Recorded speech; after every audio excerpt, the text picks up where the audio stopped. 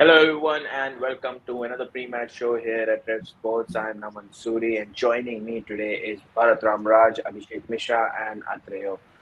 It's Gujarat Titans who take on Lucknow Super Giants at the Ahmedabad Stadium, the Narendra Modi Stadium, and I mean it's more or less a dead rubber game, but Gujarat Titans would like to stamp their authority in that top two positions that are up for grabs because the playoff spots are already sealed. Mumbai, Punjab, Bangalore, and Gujarat. All of these teams have qualified. Mumbai sealing their qualification spot last night, and now Gujarat will be looking to stamp their authority in the top two. Atreya sir, I'll start with you. An important game from the perspective of finishing in the top two for Gujarat Titans. They have a strong lineup, but Butler will be going after the last two games that Gujarat will play. So that is something that they will need to figure out because their middle order hasn't been tested enough. And whenever they have had, I think that was the last time they played against Lucknow when their middle order was faced with the problem of taking the team forward and they failed. How do you see Gujarat Titans doing today, and do you think that their middle order needs to be given some chance here to before the knockout starts?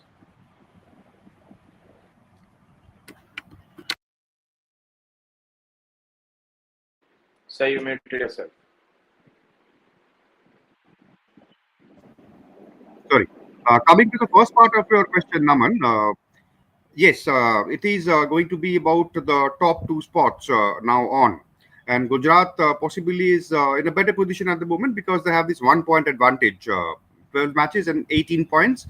There are two others on 17 from 12 matches, and Bombay have 16 from 13. So the possibility of the top three teams securing the top two spots are higher. And Gujarat is slightly better placed than the other two because of that 1 point advantage. And they will possibly look to seal that and playing at in their home conditions and taking on a team which should be quite low on morale because they lost their chance of qualifying in the previous match. So two matches they just have to go. I mean, play without anything to look for. And but in IPL, especially in IPL, we have seen that these teams last one or two matches, some upset here and there, and then the one, two, three, four that lineup kind of changes towards the end. So that is the possibility which Gujarat will certainly uh, look to ward off, guard against, and that way. I mean, we can say that the qualification race is over. So these matches do not retain any interest. But from the team's point of view, from the fans' point of view, I think there is still something to look forward to. They are not dead rubbers by any means. I mean, the matches featuring the teams that have qualified, those are not dead rubbers because these teams will have a lot to play for. Naman. Definitely, Gujarat has a lot to play for. They want to go into the top two and finish in the top two so that they can just qualify for the qualifier one, if I'm not wrong. But coming to Bharat sir, a tough task for Gujarat Titans because in the last game when they faced Delhi Capitals, they finished off by with a margin of 10 wickets. They won it by 10 wickets. Suman Gill and Sai Sudarshan chasing off a 200 plus score without even losing a wicket. That kind of strains the middle order because they are not getting enough opportunities to take up the responsibility. But with Butler going, how do you see this batting lineup gelling together? Shafin Rutherford, will he be the batter who will come in position of Butler, or do you see something else happening here? Yeah, that will definitely hit them hard. Sarfin Rutherford is one of the options who might come into the equation. I'm also seeing that Kusal Mandis could be the replacement for someone like Josh Butler, so they might go for him. Though he's definitely not in the league of Josh Butler. Josh Butler obviously is at a different level. Someone who can shift gears whenever needed. He can be 25 or 20 balls. Suddenly he could be something like 70 or 40 balls. So he can shift gears whenever he wants to. That is something Kusal Mandis doesn't do, and he is someone who gelled or is someone who played according to the role that was set for him. For example, See the in the top three, Gujarat Titans' think tank expect at least two of them to play till the slog overs, and Josh Butler is someone who can do that. Play, get those hundreds, get 80s, get 70s. That is where they will definitely miss Josh Butler, whoever it is, whether it's Sharfin Rutherford at number three or Kusal Mandis at number three. It will be a big miss because they can't play that kind of a role.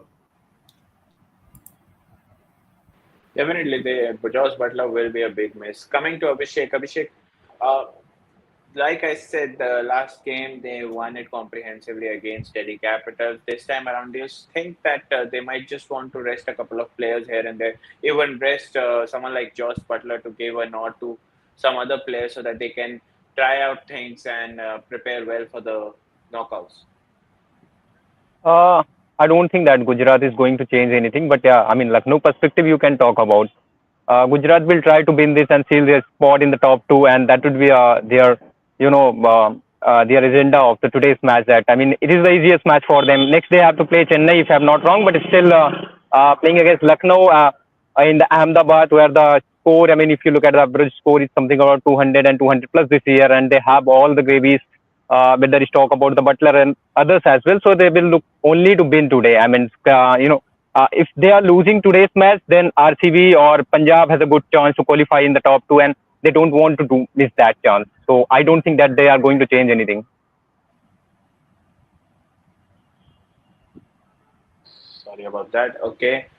Uh, Abhishek feels that Gujarat might not change anything. Atrasa, do you think that Gujarat might want to change things? They might want to rest someone like uh, Mohammad Siraj or one of them between Prasidh Krishna and Siraj because Kagiso Rabada is there and he might go after May 26. So why not just utilize Kagiso Rabada right now and rest someone like Siraj or Prasidh Krishna for now?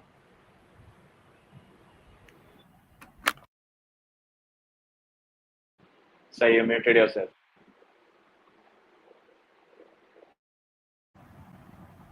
That is a possibility. I mean, resting one of Prasidh Krishna or Siraj, that is a possibility because both have played a number of matches and I think all the matches they have played. And so they need a bit of a rest somewhere down the line, and this is possibly the time. I mean, not rest both, but give one of them a break or something like that. And coming back to your first question, which I forgot to answer in the first go about the middle order. Yes, middle order is an area which they have not. I won't say it's they are not tested. They are not tested because they were not required. So, so far, they have managed to not just pay attention to that part of the machine at all, because the top three they have done so well. And in a long tournament like this, I think matches will come when. I mean, a long tournament like this. I mean, you already play 14 matches before you go to the playoffs. Then add two more, so 16 matches.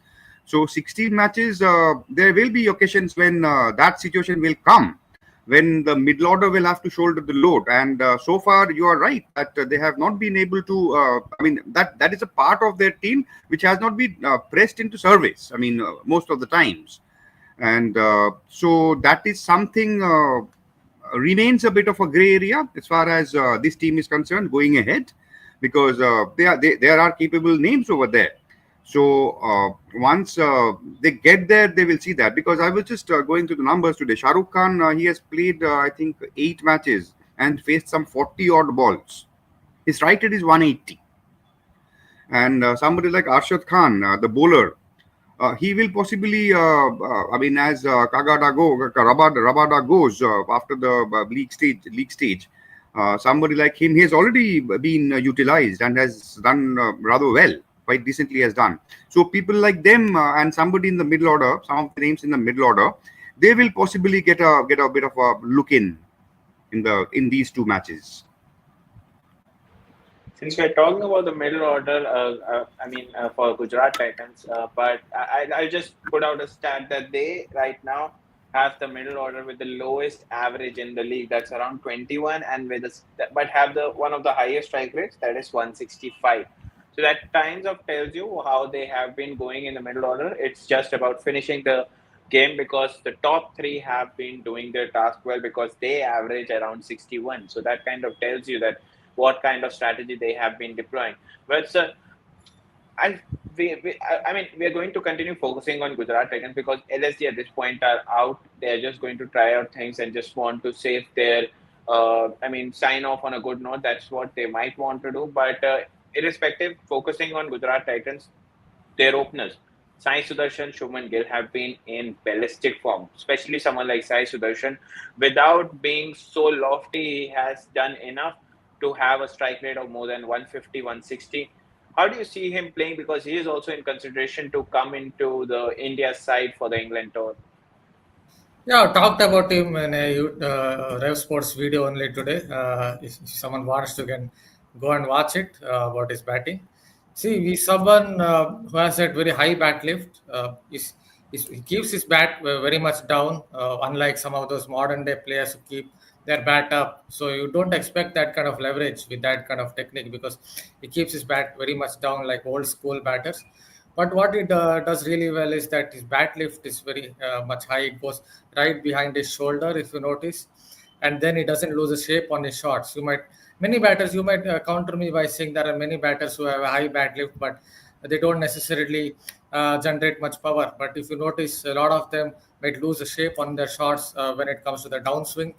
But Sai Sudarshan doesn't lose the shape on his shots or the momentum. So that is how I think he generates that kind of power because you don't expect him to hit so many shots, but he can do it if he wants to. He can hit sixes. I'm not saying he hits a lot of sixes, but when he wants to, he can hit sixes, and he's hit the most number of boundaries, I believe, in this season's IPL, something like 68 boundaries.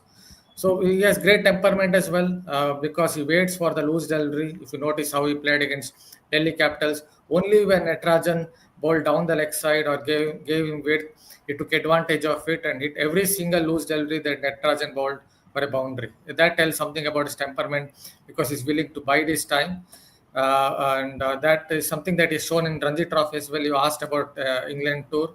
I will give an example. Last year in the Dulip Trophy, India A were playing against India C, and Prasidh Krishna was going hammer and tongs at Sai Sudarshan with short deliveries, with bumpers, with hard length deliveries, with hit the deck bowling, and he weathered all that and he scored a brilliant 111. Yes, obviously Prasidh got him out in the end with the ender of those short deliveries, but until then he was able to wade through that particular spell, couple of spells of Prasidh, where he bowled a sustained hostility. So that tells something about his temperament as well, which should work in England. Yes, it would be slightly different conditions. If there is rain around in England, suddenly there would be some moisture, and the ball would be nipping around a little more. There would be a little more bounce. Maybe on occasions when he played against Australia A, not Australia, I'm saying Australia A. They played a couple of matches India A against Australia A. It seemed like when he tried to play the cut shot, he was playing a lot in the air. So these things might go against him in Sena countries, but he definitely has the temperament for the tour of England. He can play those long knocks. He's someone who's, as I said with the one example about Prasidh versus Sai Sudarshan in domestic cricket, he has that kind of temperament to wade through spells and score those big hundreds. He definitely has that kind of temperament, and he has been consistently showing that. That's what we have been witnessing from Sai Sudarshan over the years in IPL and domestic formats everywhere. And if you want to watch in detail description, technical analysis of Sai Sudarshan play, go and watch out Bharat Sir's video on Ref Sports channel. You'll get more insights about how he uses his techniques to get the better of his skill set. But coming to Abhishek, Dhruv Rat. Oh, sorry. I'm sorry. I completely messed up the name. Sorry. Sorry, Digvesh Rathi. I'm apologies. I got confused with that YouTuber. But yes, Digvesh Rathi is someone who is going to be not playing today. That means Ravi Bishnoi or someone like Siddharth might come into the game, and that is something that will be a bit of tricky because Ravi Bishnoi hasn't been in the best of forms, and the Ahmedabad pitch is more suitable at the moment. I feel for the fast bowlers, which is not a great aspect or great strength for Lucknow Super Giants at the moment. Their fast bowlers are almost every one of them are injured. So how do you see Digvesh Rathi's absence today playing out for Lucknow Super Giants? I mean, definitely a major miss. I mean, if you see if the Lucknow Super Giant is concerned, because he's the only spinner who has regularly performed for the Lucknow Super Giant this season. He was only consistent spinner so far for them. Whether you talk about the Ravi Bisnoi, he didn't show what he was mean to be. And also, I mean, if you are looking at Maniman Siddhant, he just didn't got the enough chance. And Sabaj Ahmad as well, he also wasn't tested. So he's the only go-to guy. I mean, it is not about. I mean, if Ahmedabad is wicket is supporting fast bowler, but it's still, if you look at the Lucknow Super Giant campaign, uh, Digbesh Rathi was the breakthrough bowler. Whenever you need the wicket, just come with Digbesh Rathi, and he will get you some breakthrough. So this would be, I mean, a major miss. I mean, without Digbesh Rathi, Lucknow bowling lineup was already struggled with injuries and inconsistency, inexperience. It's gonna be, I mean, disaster for us, for them. I mean, if someone is not clicking, uh, so yeah, I mean, definitely a major miss. He is definitely going to be a major miss. Atul sir, do you think that someone should, from the management side, because he's a young lad, they should have told him not to get into this kind of troubles, please, rather focus on the performances that he has been giving. But he still continued on those lines, and despite the warnings that were given to him that he's going to get banned after a certain amount of violations, he still continued on those lines, and now he's going to miss a game. That doesn't sit well on someone, on a player who's rising up the ranks. That doesn't sit well on their CV. How do you see this? Is this a lack of management, proper management of the young lad?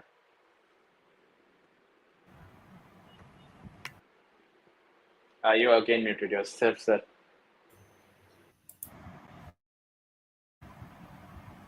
If you consider the professional setup that the IPL is and has been from day one, and the kind of attention is paid to a lot of nitty gritties and details when it comes to running the tournament, when it comes to making it the most sparkling show, the most valued product, and the kind of professionalism that goes into that suggests that I mean the thought part, the management part, the off the field part is very well planned and executed. But as you rightly point out, that this is a case, this is a different kind of an example.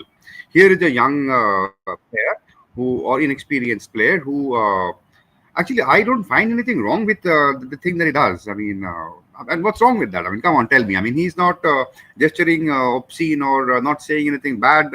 He's just writing something on the ground. I mean, on the turf, on the pitch. So I don't see anything wrong with that.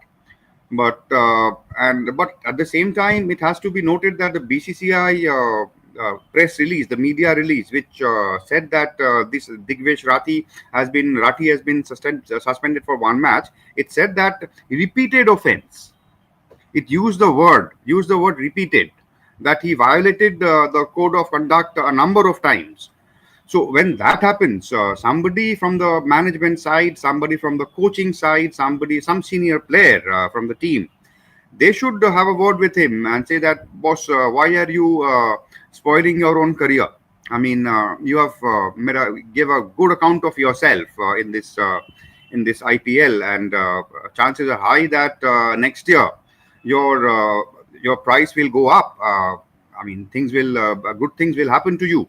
So if you do these things, I mean, why become a troublemaker? I mean, no team wants a troublemaker, right? I mean, especially, I mean, it's like a silly yellow card in a football tournament, which I mean, a certain number of yellow cards gets you a one match suspension. So coaches, football managers, they are very strict about these things. I mean, sometimes players are fines are imposed on players, that you consider that yellow card because you got a one match suspension, because of that we lost that match or we drew that match, that cost us something big. So these things are dealt with very seriously. Similarly, I think a time will come when somebody, I mean, I'm not blaming Digvesh here. I mean, I'm not blaming him for anything.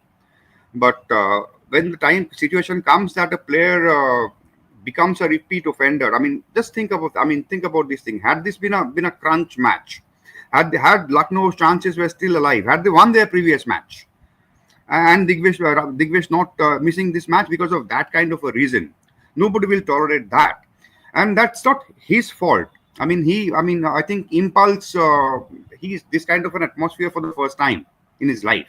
He's a young man, so it's very possible, very natural that something goes amiss, and in those kind of situations, the off the field staff, the seniors, they come into the picture.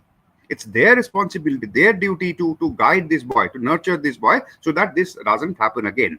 And I'm very hopeful that he will have learned his lessons, and he will come back stronger. Hopefully, he does come back stronger in the sense of managing his behavior on the pitch. Although it was just a celebration, no obscene act, but it kind of was constantly violating the code of conduct that the IPL Governing Council had laid out. Irrespective of that, moving on, Bharat sir, two Indian captains, two promising Indian lads who are becoming captain, one almost on the verge of becoming Indian captain for the white side as well. Uh, my question to you is about how do you see both of these captains, both of them, Rishabh Pant and Shubman Gill, having opposing seasons, not just with the bat but also with the captaincy. They all both have different kind of style of captaincy. How do you see both of these two in a captaincy comparison? Yeah, poor form and good form definitely would definitely affect you in different ways. Obviously, with Rishabh Pant, he's been in such poor form that it would have affected his captaincy as well. He's not even striking at around 100, maybe slightly less than 100 with the bat when it comes to his strike rate. But Rishabh Pant has a problem or two, I think, with his leadership skills. We have seen through the course of this tournament. Sorry, I have a little bit of cold today, yeah, because of all the rains around. With Rishabh Pant, we have seen that he has a problem or two with his leadership skills. In some of the games, is kind of screamed or shouted at the players.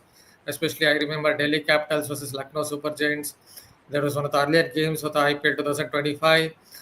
So these things, especially in a high pressure T20 tournament, where maybe the opposition needs 6 runs of 5 balls or 3 balls, you need to keep yourself. You need to be calm and collected. You need to be cool. That is something that has gone against Rishabh Pant, or for the matter, a couple of tactical errors like not using. I think it was Ravi Bishnoi in that particular match. He had one over left on a track that was helping the spinners, and with MS Dhoni at the crease, someone who has been striking only at around 110 in the last couple of IPLs against spin, but he didn't use that 1 over of Ravi Bishnoi. He went for pace, and MS Dhoni also scored runs, and Lucknow Super Giants lost that game. So he has made that kind of tactical errors. Hopefully, he will learn with time. But I think the main point to look at here is not scoring enough runs has definitely affected his leadership skills, or kind of really hurt him as a captain. When it comes to Shubman Gill, I think he looks like someone who's potentially a good leader. I'm not thinking about the tactical side of things. If you look at how he's trying to encourage the pace bowlers when maybe someone like Prasid Krishna gets hit for a boundary or two, he seems to go towards him, tries to calm him down, tries to cool him down. That this kind of things tell you that he's made more is perhaps no, I won't say tailor made for leadership duties, but at least he looks like potentially a good leader. But again, when it comes to Shuman Gill, as far as him captaining, doing the tour of England, that is, if it happens, then he has to perform with a bat in hand, because I always believed that first select your 11 players, then pick the best player among the lot to become the captain. Obviously, it's not my words, it is a former Australian captain from 1970s who was named as the captain maybe in 1971 for the first time. It is his words, Ian Chappell's words. But I also kind of believe in it, unless you have some great out of the world captain like Mike Bradley. Even Mike Bradley lost a test series in Australia 0-2 when they had all their main players, not players, not those. Not that Australian team without Parker Stars, but when all their players came back, England lost 0-2. in Australia, even under Mike Bradley. So that is what I believe in. So Shubman Gill, when it comes to Shubman Gill, if he becomes the captain, it's imperative that he somehow negates that threat of that nip backer and goes and scores runs in England. A lovely anecdote by Bharat sir, just to simplify terms for the captaincy. But Abhishek, both of these teams, Gujarat Titans and Lucknow Super Giants, are similar in some ways. The season might have not gone in the same way. They both, although squad wise, are top heavy, batting wise. Middle order is not as firing as it should have been. And both of these teams were heavily dependent on Indian pace attack. But both of these teams have had different seasons altogether. Do you think Lucknow suffered drastically because of the injuries that happened, or are there more reasons to that? More than injuries, I would say that it was inexperience in bowling lineup. That's why they had suffered. I mean, Gujarat had definitely all Indian bowling lineup. They have Rashid Khan also with them, one of the most experienced T20 spinner. They have Mohammad Siraj, who has represented India in so many matches. They have Prashid Krishna and all other as well. So all their bowler was actually experienced. And they, on the other hand, Lucknow have someone like Shardul Thakur, who has some experience. Shown some grit in the start, but still it didn't make it like that. On the batting also, I mean, if you look at the Gujarat batting, some one of them actually was the, I mean, bat around 18th or 19th over. Whereas if you look at the LSG's batting lineup, top three batting lineup, they have batted really well, but they are uh, inconsistently consistent, if you say, because someone is making run, but they are not finishing. Yeah, someone is consistent, one or two or three matches, but it's still not, again and again performance in every match. So this is something like that where Lucknow has struggled, and also their middle order. I mean, except Ayush Badoni, no one stood. Whether it Miller, whether it Abdul Samad, or whether it, if you talk about the Rishabh Pant, I mean, he has been flopped throughout the season. So there's a lot of factors. Inexperience first, in a bit inconsistency, and also if you look at the failure in the middle order, and also sometime I would say that leadership also have been an issue for them. Inconsistency is the word that I like that Abhishek used. Ajay sir, Gujarat Titans, on the other hand, have been consistent, especially their top order. They have been ballistic, they have been sublime, they have done everything that was required from them. But how do you see them ending now, given they have two games left? The other two teams that are vying for that top two spot also have two games left. How do you see Gujarat Titans ending their season now? You're on it. And importantly, these three teams do not face each other. With two matches to play for all three of them, these two teams do not face each other. Mumbai plays, I think, Punjab in their last match, and otherwise these two teams do not clash with each other. So it's their destiny is in their own hands. There is no, I mean, looking, I mean, here and there. I mean, if they win the certain number of matches, they are in the top two. In that regard, Gujarat is obviously a little bit well placed at the moment because of that 1 point advantage. But it's still early to say. I mean, who will be? I mean, if you look at it that way, I would say that it's a little unlikely that two teams will overtake Gujarat now on in the last two matches. It can happen. I mean, it's a possibility is very much there, and in theory. But I think it's a little. I think Gujarat will be in the top two, but at the same time, we were talking about the bowling lineups of the T2 of these two teams. One is completely Indian. Otherwise, the other team, Gujarat, they are, as you pointed out, fast bowling, mainly Indians. There's a big difference, Raman and Abhishek. That see, Lucknow built their team in a way that there are no foreign bowlers. Gujarat, when the tournament before the tournament started, they had options. They had Rabada, they had Kodzi, they had Rashid Khan. Rabada and Kodzi are not spin bowlers, so they were in their scheme of things. For different reasons, that didn't happen because Rabada was not available for a prolonged stretch in the middle. So that is the difference. I mean, Lucknow didn't have foreign bowlers in their scheme of things at all. I don't recall any other team doing it in the last 17 editions of the IPL. I don't seriously recall this kind of a bowling combination. Not one foreigner, spinner, pacer, anything. That's very, very rare. I mean, if there are instances, won't be many, won't be hardly one or two. So that was a very, very surprising move, and possibly moving on, this franchise will think differently for the coming seasons. Okay, we will be having the toss update at any point in time now. But since I am also still waiting for it to come out, but sir, I'll just continue with you. How do you see Gujarat doing finishing off? Adrasa says that it's very difficult for them to now lose it because it's there in their own hand now. How do you see Gujarat finishing? Yes, see, they're playing first of all today at the Ahmedabad stadium. It is a stadium where they know the conditions so well. Ashish Nehra knows the conditions so well. The team knows the conditions so well, and they have the required arsenal for those conditions as well. Yes, kind of in Ahmedabad, it's kind of toss dependent at times. If you bat second, it might help you as a team. But still, in those conditions, you expect someone like Gujarat Titans to come out on top and win this game.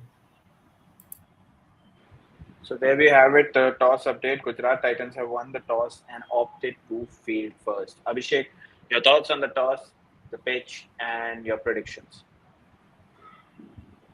Uh, a good toss to win. It's still, first inning average score is more than 210, but I don't think they are going with the bowling first kind of thing. They have all the batters who can chase all the things. So a bit experimenting. I think first batting would have been a better for them.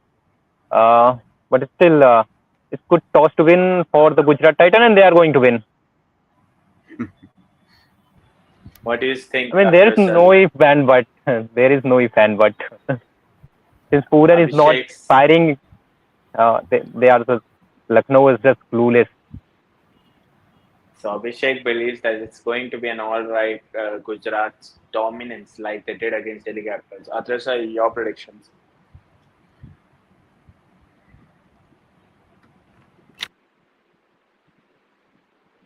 So you're What on. का क्या prediction?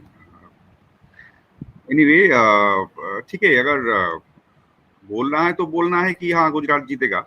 लेकिन कभी कभी, I mean, sometimes IPL we have seen crazy things happen at weird times. So let's look forward to something like that. थोड़ा मजा तो आ जाएगा. I hope Lucknow spices things up. I believe Bharat sir has already given his prediction. I think it's Gujarat who's going to win. Bharat sir, if you want to elaborate on the toss. Yeah, that's a good toss to win. We know that in Ahmedabad at times it helps the team that is batting second. Although you never can predict the due, especially the due factor. As we saw it in the yesterday's game, that everyone thought that due would come into play, but it didn't come into play. At the Wankhede, you kind of expected, but still, that's a good toss to win in Ahmedabad. And as I noted on paper, at least Gujarat Titans definitely understand the conditions, so you expect them to come out on top.